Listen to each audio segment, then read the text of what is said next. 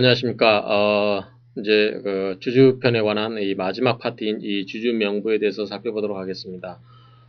주주명부라고 하는 것은 쉽게 이야기해서 여러분들이 회사에서 여러분들 주주가 누구인지, 주주가 누구인지를 파악하기 위한 하나의 명부다라고 생각하시면 되겠습니다. 자, 주주명부라고 하는 것은 주주 및 주권에 관한 사항을 명확하게 하기 위해서 작성하는 장부로서 기명주식의 등록질, 신탁자산의 표시 등에 있어서 중요하며 주주 또는 주권자에 대한 통지 기준이 된다. 상법에 의해서 강제되는 장부이긴 하나 상업장부는 아니다. 자, 이렇게 여러 가지 설명되고 있는데 이 부분을 여러분들이 이해하기 쉽게 그냥 그림으로 한번 설명을 드리도록 하겠습니다. 자, 삼성전자를 예를 들어서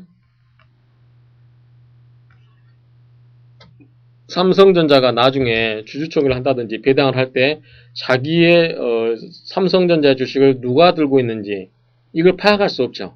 그렇죠? 그래서 이런 거를 파악하기 위해서는 이제 권리를 공고를 한다든지 그래서 주주 권리를 행사하면 되겠지만 그렇지 않고 주주총회를 소집하기 위해서는 누구한테 통지를 보내야 될지 모르잖아요. 왜냐하면 시장에서는 삼성전자 주식은 계속해서 돌기 때문에 그렇습니다. 그럴 경우에 회사로 하여금 이 사람이 자 우리 회사의 삼성전자의 주주 명부를 작성하게 되면 자 A 몇 주, B 누구 물론 여기는 이제 인적사항이 들어가겠죠. C 몇 주, D 몇 주 이런 식으로 쭉 주주 명부를 작성하게 됩니다. 그러면 이렇게 하게 되면은 이 회사와의 관계에 있어서 주주의 권리 관계를 명확하게 표시할 수 있는 상태가 되죠. 그 다음에 이제 여러분들 김영주식의 등록지라고 했는데 만약에 A가 삼성전자 500주를 가지고 있는데 주식을 팔긴 아깝고 이 주식을 담보로 인해서 갑이라는 사람한테 주식을 담보로 예컨대 1000만 원을 빌렸다. 그러면 갑이라는 사람은 이 1000만 원에 대해서 물론 권리를 나중에 A가 줄 때까지 기다릴 수도 있겠지만 어떻게 하냐면 갑이라는 사람이 갑이라는 사람에 대해서 갑이라는 사람이 이 회사의 주주 명부에다가 A의 주주 있는 명부에다가 질권자 갑 이렇게 해놓습니다. 그럼 만약에 이 사람에 대해서 이익 배당을 한다든지 그럴 경우에는 자 갑에게도 통지를 하면 되겠죠. 그러면 이 사람이 나중에 권리를 행사해 가지고 배당을 받는다든지 회사가 망했을 때 예를 들어서 회사가 망했을 때 회사에 이제 청산을 하면서 나머지 자녀 재산이 있을 때 A라는 사람 앞으로 돈을 예컨대 2천만 원을 줄 일이 있다. 그러면 이때 갑이라는 사람에 대해서 통지를 하겠죠. 그렇죠?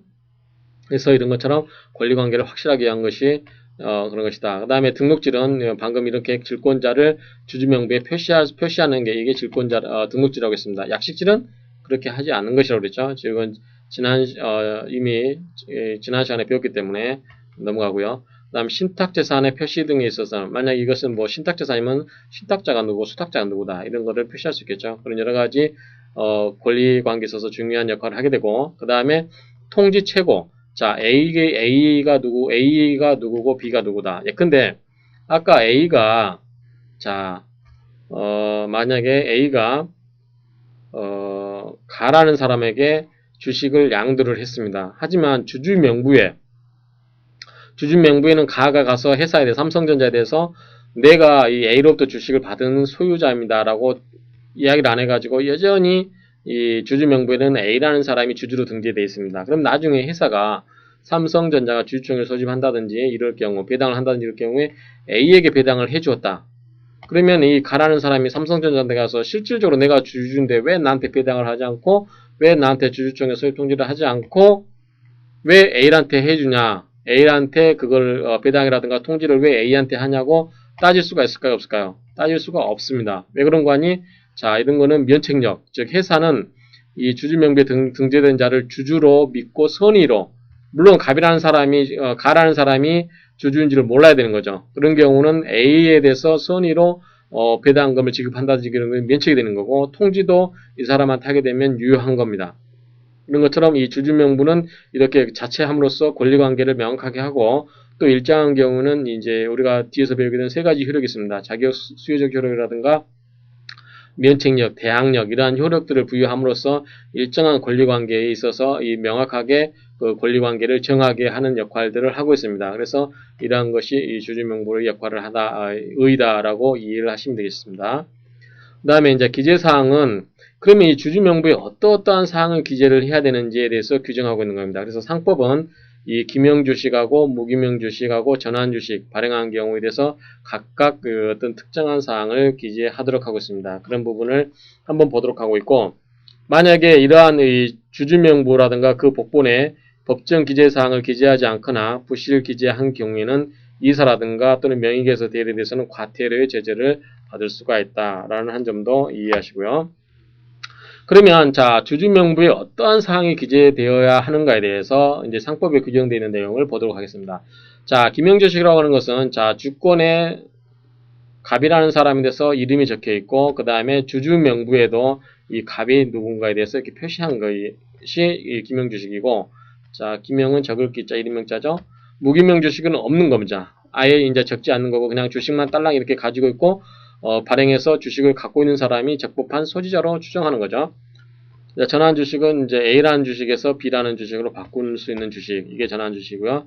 자, 기명주식의 발행상을 보게 되면 주주의 성명과 주소, 그렇죠? 당연히 이름이 있어야 되니까 성명하고 주소가 있겠죠.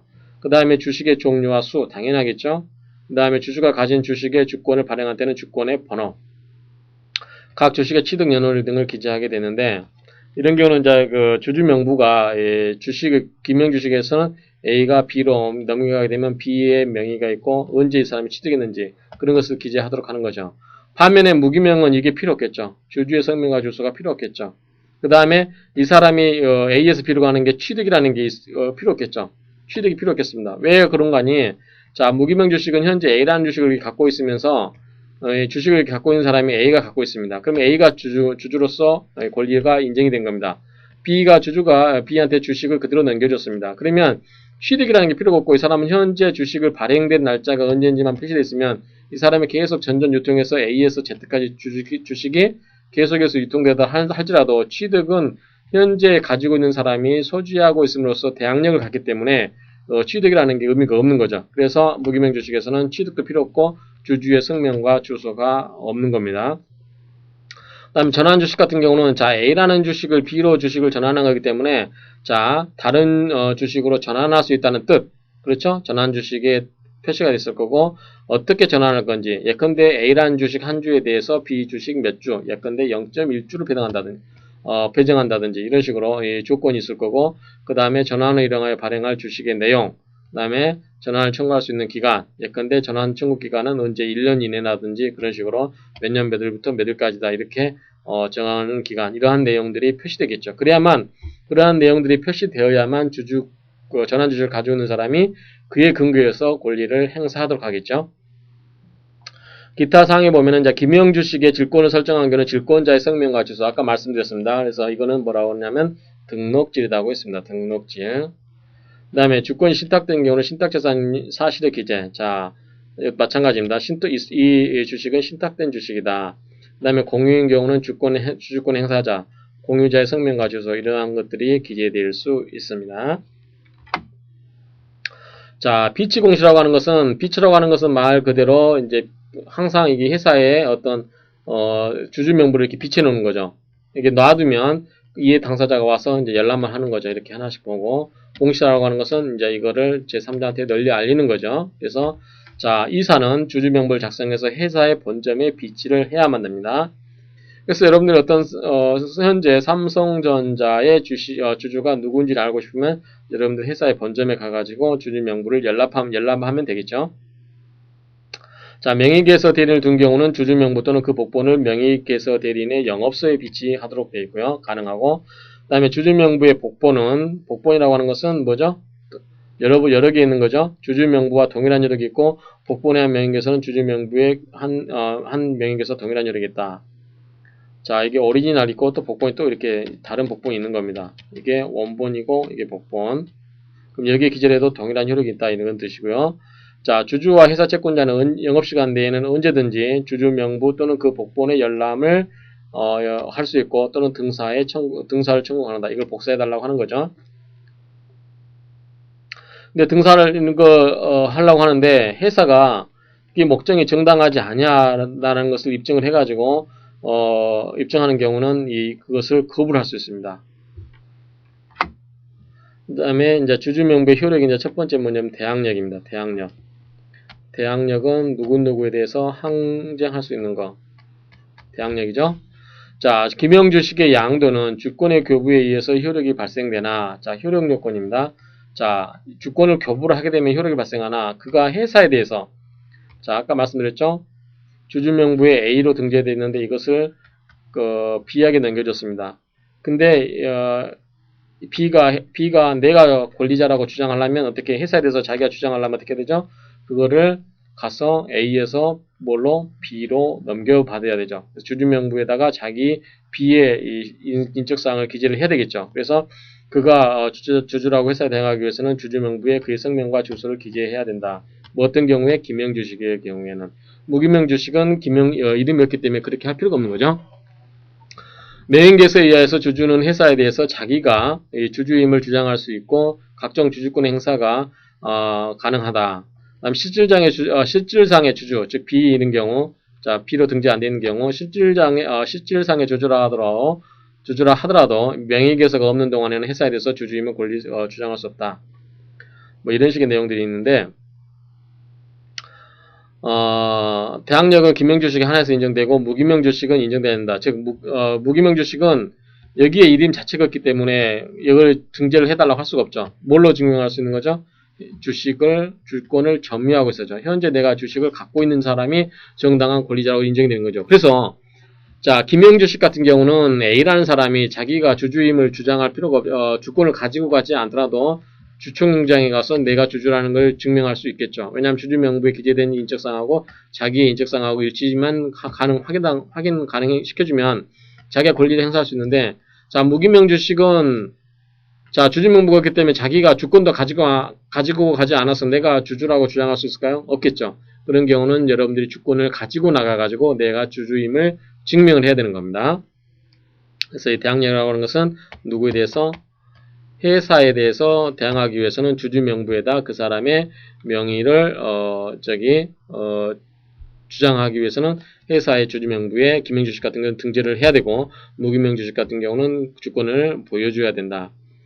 이런 식으로 이해를 하시면 됩니다. 제3자의 관계에서는 명의계에서 관계없이 자기가 실질상의 주주임을 주장해서 입증시키면 된다라고 이해하시면 되고요. 자, 면책력은 뭐냐면 자 이렇게 A에서 B로 갔을 때, 자, 이렇게 가는 게, 뭐죠? 대항력이죠. 자, 면책력은 뭐냐면, 회사가 어떤 특정한 사람을 주주로 인정을 해서 그 사람이 어떠한 행위를 했을 때, 그 사람이, 실질적인 주소가 아니라도 일정한 경우는 회사는 뭐다? 면책되는 거. 대항력에 반대되는 방향으로 생각하면 되겠죠? 그래서, 자, 이건 회사고. 자, 회사는 주주 명부상의 주주를 적법한 주주. 아까 말씀드린 자, A가 있고, 이게 B로 갔을 때, 회사는 주주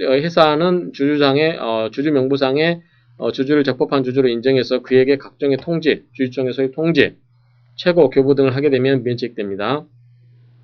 다만, 회사가 명의주주가, 이 A라는 사람이 명의주주가 실질주주가 아님을 알고, 그것을 용이하게 증명할 수 있음에도 불구하고, 고의 또는 중과실로 권리 행사를 인정할 때는 책임을 진다. 즉, 면책력이라는 것은, 이 회사가 A가 주주임을 알고 있지 못했을 때만 인정이 된다라고 하는 거죠. 그 다음에 추정력은 뭐냐면 자격 수여적 효력이다 이런 뜻인데, 자 김영주식의 양수인이 주주명부의 명의개설을 하게 되면 이후에 주주로 추정되어서 자기가 실질적 권리자라는 것을 주장 입증하지 않고서도 적법한 주주로서 권리를 행사할 수 있으며, 주주권을 행사할 때마다 무기명주주같이 일일을 주권을 회사에 공탁할 필요도 없다.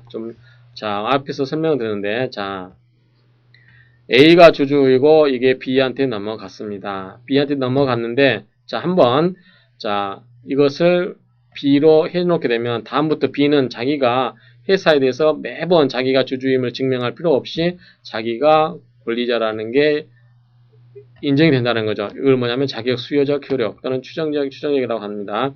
그래서 아까 말씀드렸다시피 B가 주주총회 갈 때도 자기가 주권을 갖고 갈 필요 없이 자기가 권리자임을 증명할 수 있기 때문에 주주명부상에 자기가 권리자로 등재되어 있으면 자기의 인적사항을 증명할 수 있는 증빙서류만 가져가면 주주로서의 권리 행사에 아무런 문제가 없다라고 하는 겁니다.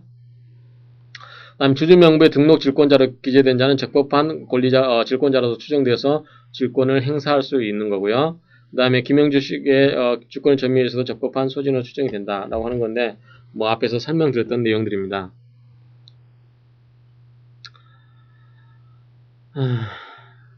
그 다음에 명의계서의 추정적 효력은 명의계서에 의해서 명의주주에게 실질상의 권리를 부여하는 것이 아니므로 명의주주가 실질상의 주소가 아닌 명백할 때는 회사는 권리를 거절해야 된다. 자, 이런 게 아까 말씀드렸다시피 회사가 A가 주주가 아닌 경우를 명백히 알고 있을 때는 A의 주주권을 인정해주면 안 되는 거죠.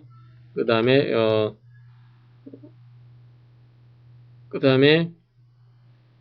형식적 자격은 없어도 실질상의 권리자임이 명백한 때는 회사는 권리 행사를 거절할 수 없다. 즉, A가 권리자가 아닌 경우는 회사는 A에게 행사를 인정할 수 없고, B가 권리자라는 거 아닌 경우는 만약에 B가 등재되어 있지 않더라도 회사는 B를 권리자로 인정해서 B의 권리 행사를 도와줄 수 있다. 즉, 이런 경우는 B의 행사 권리를 거절할 수 없다라고 하는 뜻입니다.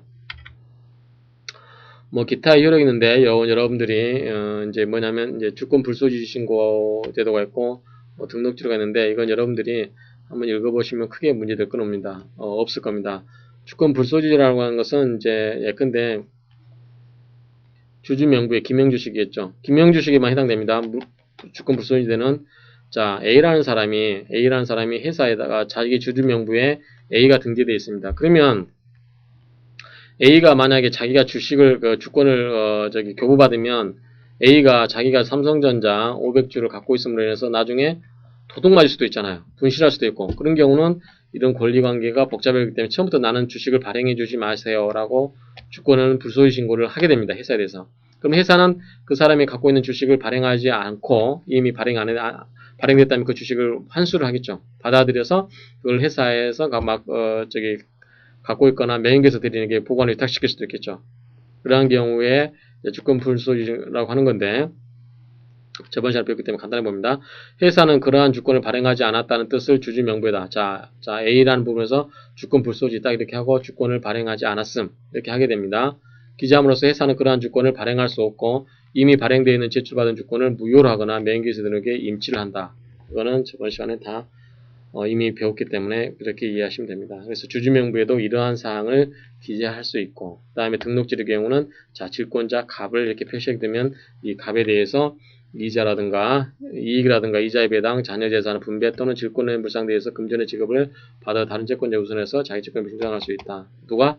질권자가 갑이 먼저 배당을 먼저 받는다든지 그렇게 할 수 있다라는 뜻입니다. 그 다음에 주주명부와 폐쇄의 기준이 있는데, 자, 주주명부 폐쇄. 자, 이건 뭐냐면, 자, 주주명부가 A부터 쭉 Z까지 다 있습니다. 근데 주식이라는 것은 사고 팔고 안 하면 다행이겠지만, 주식을 사고 파는 게 이제 계속 A는 다시 A-씩 하고, A-는 A 다다다씩 하고, 계속 이게 주식이 유통이 됩니다. 근데, 현재 주식을 갖고 있는, 현재 A가 됐든, A-가 됐든, A 다다시가 됐든, 이런 사람들이 현재 자기가 이 주주라는 것은 회사에 대해서 대항을 주주라고 해서 이렇게 바꿔줘야 되는데, 바꾸지 않고 있는 경우에, 누구로 권리자를 인정해줘서 알 수 없는 거죠. 그럴 경우에 계속 수없이 유통되고, 주식이 유통되는 경우에 권리자를 특정 지어야 됐다. 그래서 어떤 특정한 기간, 일정한 기간 또는 특정 시점, 그래서 이 특정한 기간에 대해서 주주명부를 옮기지 말아라. 즉, 주주명부를 변경하지 마라. 즉, A에서 A-로 가는 것을 하지 말아라. 자, 이런 경우에 이렇게 특정한 기간에 대해서 하는 거, 이거를 폐쇄라고 합니다.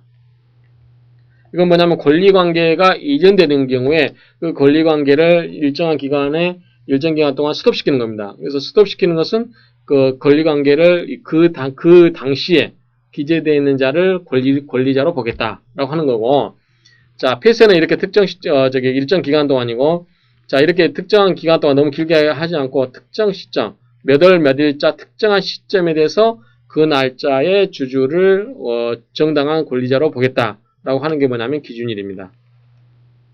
그러니까, 둘 다, 주주명부 폐쇄나 기준일 제도는 둘 다 뭐냐면, 기본적으로 권리를 행사할 권리자를, 정하기 위해서 그 주주 명부를 잠시 동안 효력을 정지시키는 겁니다. 다만 차이가 뭐냐면 폐쇄는 일정한 기간 동안이지만 3개월 넘지 않는 범위 내에서 일정한 기간 동안 하는 거지만 기준이라는 것은 특정한 시점, 특정한 일을 기준으로 해서 정한다는 점, 그 점만 차이가 있습니다. 자, 먼저 폐쇄를 보시게 되면 회사가 주주 또는 질권자로서 권리를 행사할 자를 확정하기 위해서 일정한 기간 동안 주주 명부의 기재 변경을 정지하는 제도다. 자, 3월을 초과하지 못한다. 즉, 이 폐쇄는 3월 이내에서만 인정이 되는 거죠. 근데 폐쇄를 하기 전에 반드시 2주간 전에 공고를 하도록 하고 있습니다. 다만 이제 정관에 그 기간을 정할 때는 공고가 필요했겠죠. 그럼 효력은 어떤 효력이 있느냐? 권리를 변동시키는 기재가 불가능하다. 즉 명의계서도 할 수 없는 거죠. 그 다음 질권의 등록 이런 것도 할 수가 없는 거고 단 주주의 권리 변동이 없는 거. 예컨대 A라는 사람에서 A-로 가는 거는 문제가 있겠죠. 왜냐하면 권리자가 변동이 되는 거죠. 근데 권리자가 변동되는 게 아니고 A자의 권리 주소를 이전한다든지 예컨대 뭐 서초구 방배동에서 동작구 흑석동으로 간다든지 이런 식으로 A자의 권리, 즉 A라는 사람의 권리와는 관계없이 A라는 사람의 인적사항이 변경되는 거죠. 주소라든가 이런 경우잖아요. 그런 경우는 그 폐쇄 기간 중에도 할 수 있겠죠. 왜냐하면 이때는 A라는 사람의 권리자는 특정되어 있기 때문에 권리자가 변동되는 사항이 아니기 때문에 그렇습니다. 그래서 주주의 주소 변경이라든가 기명주권의 불소지라든가 불소지 신고, 그 다음에 이미 그 주식을 발행을 청구한 경우, 전환주식, 전환사채, 전환청구 이런 경우는 기재가 가능하다. 자, 공통점은 뭐다? 권리자가 변경되는 게 아니고 권리자 개개인의 이 정보가 변경된다. 그러한 경우는 폐쇄 기간 중에도 할 수 있다라고 이해를 하시면 됩니다. 그 다음에 이제 위법한 주주명부 폐쇄 효력에 보게 되면 사유가 위법하게 되면 그는 무효가 되겠죠. 이사의 결의 흠결이 있으면 상대적 무효가 되고 3개월을 초과하게 되면 일부 무효가 되고 기타 사유인 경우 경미하면 유효고 중대하면 무효가 되겠습니다. 뭐 크게 문제가 되는 것 같지는 않고요. 일부 주주를 위한 명의개서가 가능한지에 대해서 다른 주주의 권리를 침해할 수 있으므로 명의개서를 할 수 없다라고 하는 경우고 명의개서가 됐을 경우 효력의 문제는 이 통설은 무효다. 왜냐하면 주주평등의 원칙에 의해서 어떤 특정 주주의 어떤 권리만을 위한 그런 것은 인정될 수 없다라고 하는 거죠. 자, 기준일은 아까 말씀드린 것처럼 일정한 날을 정해서 그날의 주주명부에 기재되어 있는 주주라든가 질권자를 권리 행사자를 일률적으로 확정하기 위한 제도다라고 하는 거고, 자, 주주명부라는 것은 3개월 범위 내에서 이제 기간 동안 어떤 특정 기간 동안 하는 거기 때문에 주식량도 자유를 제한하지 않죠. 무슨 뜻이냐면 주주명부 폐쇄라는 것은 일정한 기간 동안 이렇게 묶어버리면 3개월 범위 내에서 묶어버리게 되면 이 A, B, C 수많은 이 거래가 이루어질 수 있는데 이 A, B, B, C가 각각의 D까지 갔을 때 이 사람들의 권리관계를 표시할 수가 없죠. 그렇지만 기준일은 이 특정 시점에 이날만 기준일이 이날만 주주명부의 기재를 변경 못하기 때문에 이 사이에 이루어진 거래가 전부 기재가 반영될 수 있죠. 그런 뜻입니다. 그런 뜻이고 주주명부 폐쇄에 비해서 주식량도 자유를 제한하지 않는다는 것은 그런 뜻이고 기준일자는 주주, 질권자로서 권리를 행사한 날에 앞선 3개월 내에 날로 정하고 이를 초과해 설정한 기준일은 효력이 없다. 공고는 기준일과 설정의 목적을 기준일에 2주간 내에 공고를 한다. 나머지는 다 같고 효력은 이 주주명부 폐쇄와 같다. 이렇게 이해하시면 됩니다. 이제 비교를 해놨는데 공통점은 일정한 시기에 주주 또는 질권자로서 권리 행사할 자를 확정하기 위한 거고 기간은 3개월을 초과할 수 없는 거고 그 다음에 공고는 2주간 전에 공고를 한다는 거. 그 다음에 효력은 임의로 한 명의계서 회사가 주주명부 폐쇄라든가 기준일에 대해서 주주명부 폐쇄라든가 기준일에 대해서 할 수 없음에도 불구하고 회사가 해준 경우 회사가 알아서 A에서 B로 간 걸 인정해준 경우 이러한 경우에 효력에 대해서 다수설은 무효다.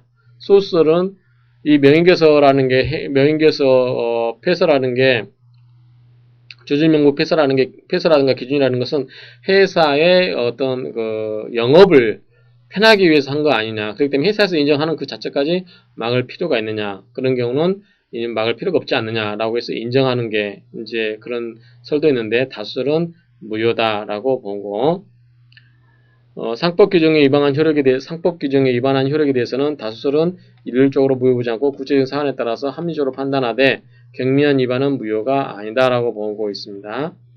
그 다음에 이 주주명부 폐쇄와 기준일은 병행해서 쓸 수 있습니다. 그래서 이 기간 동안 예컨대 1월 1일부터 3월 30일까지 가능하겠죠?